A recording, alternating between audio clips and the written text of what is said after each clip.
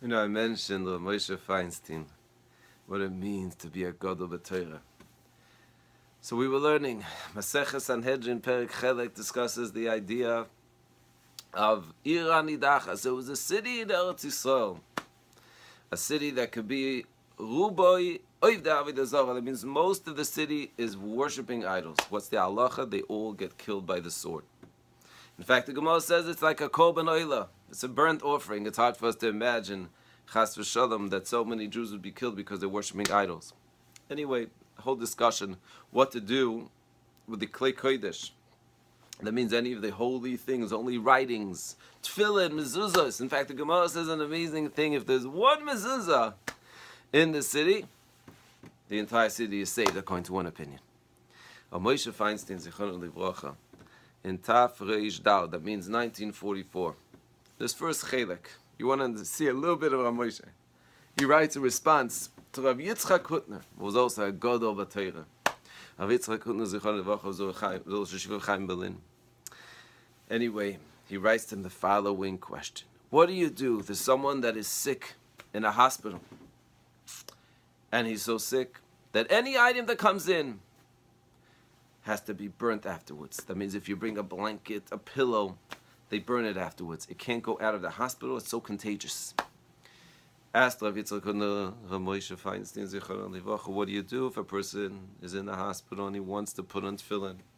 Can you bring in tefillin into the hospital in order to be able to be mekayim the mitzvah, the oraisa of tefillin? You know how chash of tefillin is. The Gemara in Maseches Rosh Hashanah, kafta de lemonach tefillin, a head that doesn't put on tefillin, oy vevoy, gets a terrible punishment.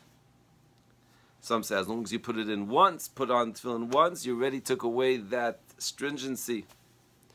That's why it's so important to put on tefillin, and at least once put on tefillin on someone if you have a chance.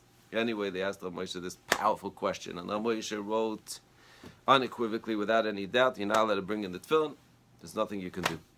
And Rav Yitzchak Hutner, and Rav Mordechai Gifter, Zichrono Livracha, and there's another person, I forgot his name, back and forth fighting against Rav Moshe, and each time Rav Moshe writes, what are you talking about? You don't know. And he gives another proof from here, and he brings another rai from here, and he mamish back. You see Rav Moshe. Unbelievable. And the fact is that this question is fascinating. And one of the main questions that is in today's daf is, wait a minute. There's a mitzvah d'oraisa. There's a positive mitzvah to kill out a city that's mostly oivdei avodah zarah. On the other hand, there's a lois aseh. There's a law to kill, to destroy any klei kodesh. That means there's a prohibition, a negative prohibition. It's based on the pasuk, lois aseh ken la Hashem Elokecha. That on the one hand, we're supposed to destroy avodah zarah. On the other hand, we're not allowed to do the same thing for Klei Kodesh, something that has Hashem's name. You're not allowed to tear apart. That's why you have to put into Geniz. You have to be so careful with Sfarim, with books. It's effect. Oh, Moshe, what do you mean? Asay dochelois asay. You have a positive commandment.